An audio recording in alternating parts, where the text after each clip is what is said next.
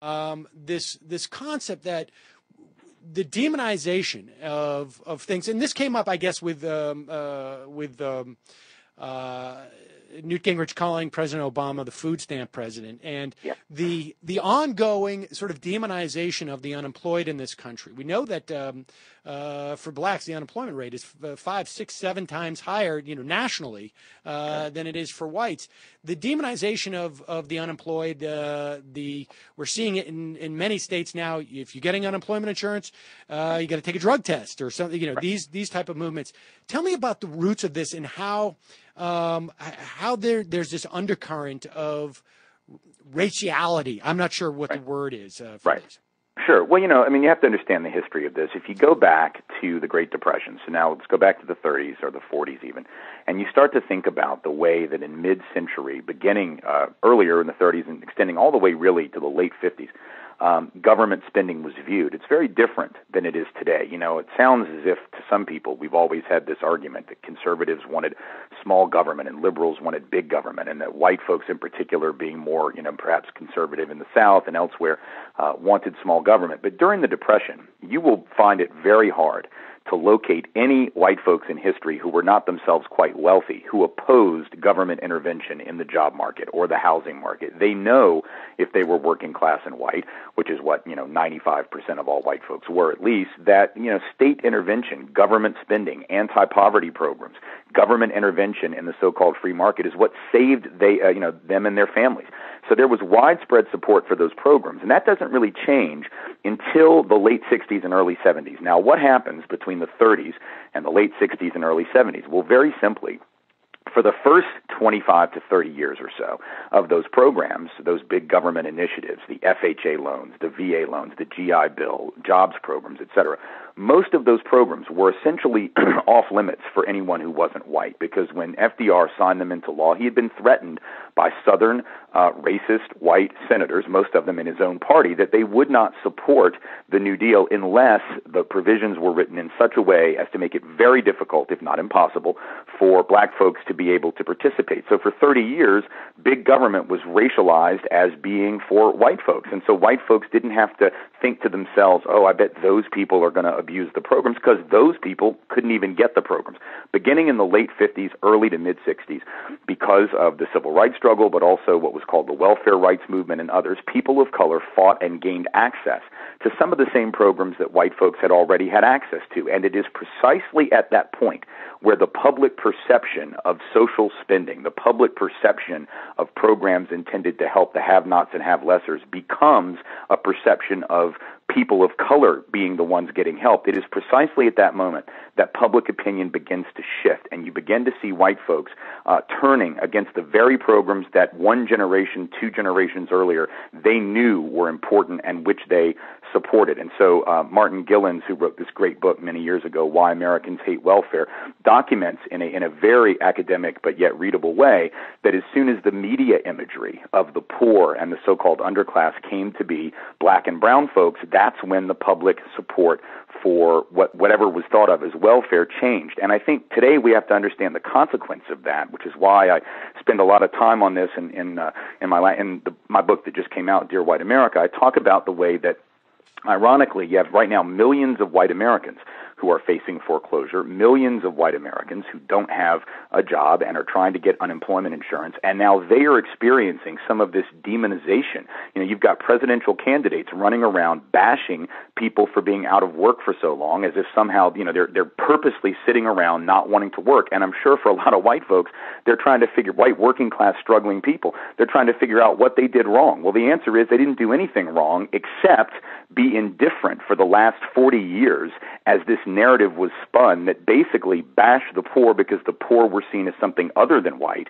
And so now the irony is you got millions of white folks who need the same programs, need the same interventions, need the same care and concern that people of color have always needed but never received, and it's not there for them either. And I think those of us on the left need to make this connection very clear if we're going to push an economically populist agenda, to understand that the reason that isn't working right now, or the reason that isn't prevalent as it should be, is because social spending, the whole notion of social welfare, has been so thoroughly racialized over the last 40 years that it is preventing many white folks from acting on the basis of what would be in their own interest, just because they're so sort of we've been so programmed to want to stay ahead of somebody else who we view as undeserving. And if we don't get rid of that mentality, we're all going down.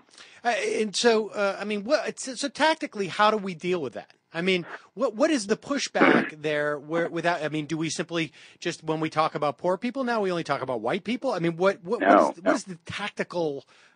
No. I think we want to say very clearly, we need to talk about when this shift happened and link it so people understand. There's a reason that you associate government spending with racial transfer schemes, because you were told to believe that. That's what politicians have been saying. That's what they've been playing upon for years. And, it's just like any advertising. It works. There are companies that spend hundreds of billions of dollars to convince you to buy their toilet paper, their toothpaste, their tennis shoes. And if we can be taught to buy consumer brands after seeing an advertisement 10, 11, 12 times, which is what the research on marketing says, then surely we can be trained to buy into race and class stereotypes that we've had drummed into us not 10, 11, or 12 times, but for years and years, and for way more than 30 seconds at a clip, the way commercials for consumer products are.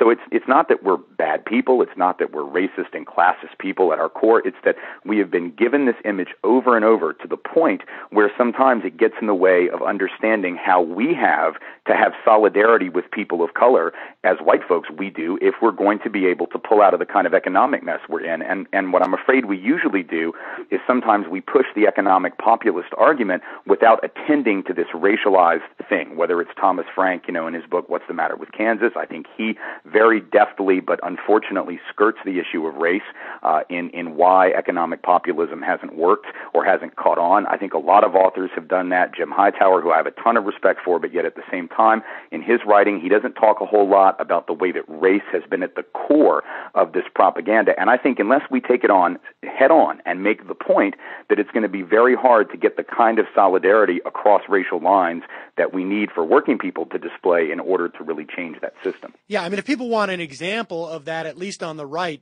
pick any Rush Limbaugh show from 2009, 2010, and every single day it is about Obama's slush fund that he's giving to black people. Well, yeah, I mean, that's Glenn Beck, almost like a cartoon. Well, Glenn Beck and Rush Limbaugh at that time during the healthcare debate, it was rather obvious, right? Glenn Beck goes on. I remember it was late summer, I guess, of '09, and says on at least one occasion that I saw that the healthcare reform bill really wasn't about healthcare, that it was just the president's way of getting reparations for slavery for black people. I mean, why would you? That's a statement which intellectually makes no sense. What kind of reparations do you have to get sick first to get paid? That's just asinine. But the reality is, when you say it, it's a very brilliant political thing that you're saying, see, he's doing it for those people. Remember, he's taking your money and he's giving it to them, or he's giving it to the quote unquote illegal, immigrants, the undocumented Mexican, whatever, and every single time these things are discussed, that is the kind of imagery that they play upon deliberately. And the research says it's the kind of thing we see. There's this brilliant study that was done of several countries in the Western industrialized world, and I reference it in my book Colorblind, and maybe in Dear White America also, I can't recall, but the study found that the single biggest factor that differentiates the United States from all those Western industrial quote-unquote democracies that we like to compare ourselves to in terms of the size of the social safety nets here versus there, the main factor that limits safety nets here, according to that research, is the difference in this country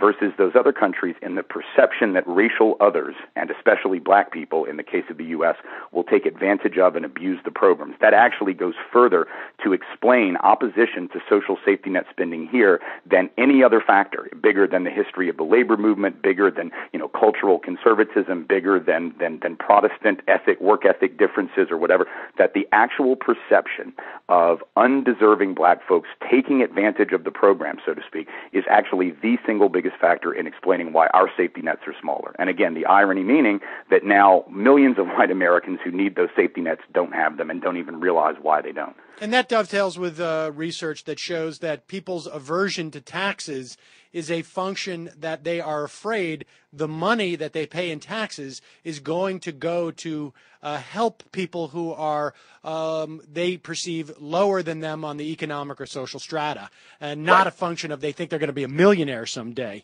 Exactly, and which is why in the 50s, when taxes were far higher, I mean, the highest tax rate in 1957 was 91%.